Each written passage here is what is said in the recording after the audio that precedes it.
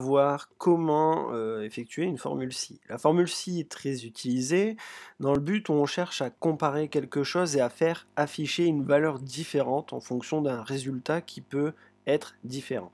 Par exemple, dans le cas ici d'un élève qui aurait une moyenne supérieure à 10, on voudrait qu'on affiche dans les mentions, par exemple, très bien, s'il a excellé et qu'il a une moyenne supérieure à 10. Contrairement à s'il a une moyenne inférieure à 10, on voudrait que ça affiche de manière automatique insuffisant. Donc du coup, cette formule-ci sera énormément utilisée si on cherche à faire afficher quelque chose de différent par rapport à des cellules qui peuvent avoir des contenus différents. Donc on pourrait avoir ça pour plein de choses, par exemple ici, des pourcentages, si le prix est supérieur à 100 euros, et bien du coup on va mettre un code de réduction plus important, et on verra qu'on pourra aussi faire directement des calculs via cette cellule. Donc ici, on se retrouve sur un exercice classique, donc pour l'instant on va faire notre moyenne, la moyenne elle est simple, on fait égal moyenne, et on fait recopier. On met 2 décimales après la virgule, ça sera largement suffisant. Maintenant la mention si. Donc pour dire la mention, si cet élève est supérieur à 10, dans ces cas-là, ici je veux que ça affiche bien. Sinon, c'est insuffisant. Donc du coup, moi je vais vous montrer comme ça.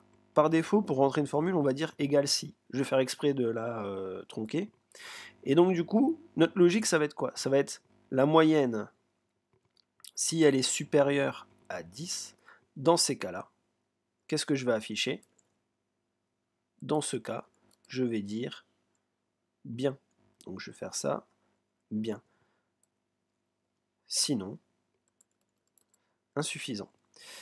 Donc déjà en faisant ça, on a fait quasiment la moitié du travail.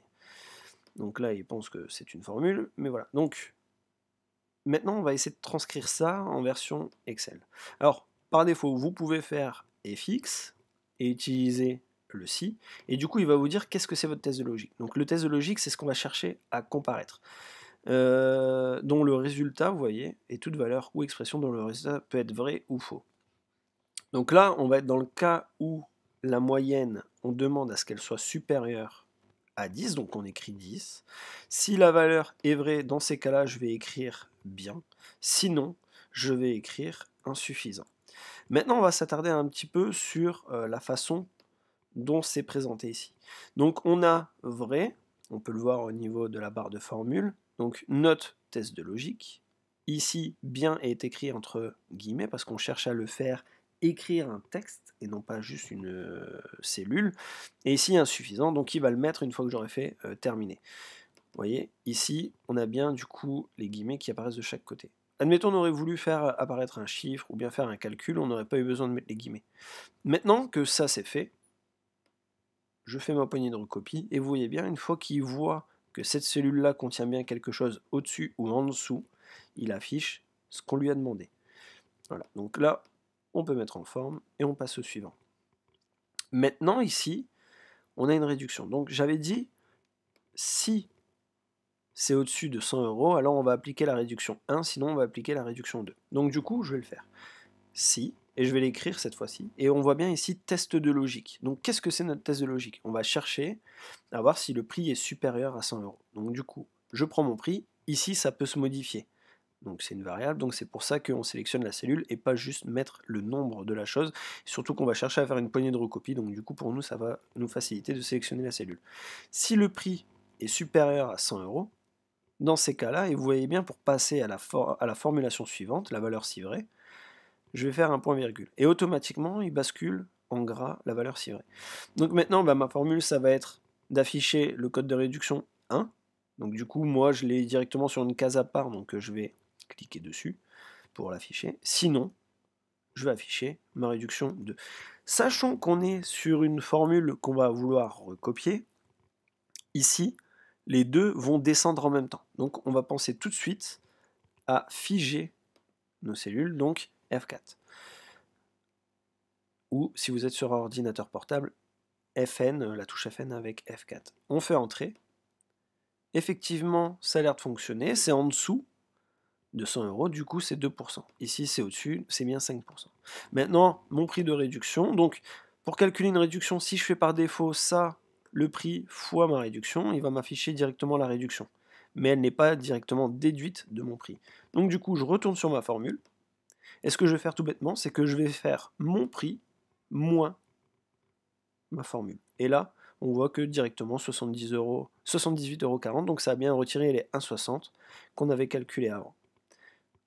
Je descends, voilà. Et ici, c'est simplement une somme. Donc voilà, c'est vraiment tout ce qu'il y a à retenir. Au niveau de la formulation de si, ça va être toujours la même chose, hein. C'est égal si on sélectionne notre formule, on cherche à faire une comparaison, ici notre prix, donc supérieur à 100 €. Et donc si c'est le cas, bah moi ce que je pourrais faire, c'est carrément faire la réduction. Donc je pourrais faire ça moins ma réduction fois mon prix. Sinon, si ce n'est pas le cas, donc vous voyez, j'ai carrément sauté une étape. Comme ça, j'ai directement mon prix après réduction.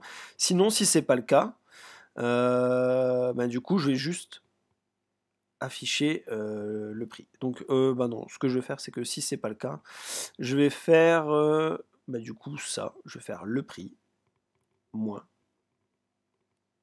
les 2% fois le prix.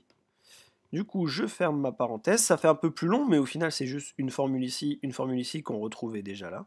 Je fais entrer. Et ici, j'ai plus qu'à étirer. Bien sûr, je n'ai pas verrouillé, donc ça va être un peu problématique, hein, bien sûr. Voilà. Je verrouille les cases dont j'avais besoin. Et vous voyez, j'ai exactement le même résultat. Donc ça veut dire qu'on peut faire les calculs directement. On peut demander d'afficher une cellule ou demander d'afficher du texte.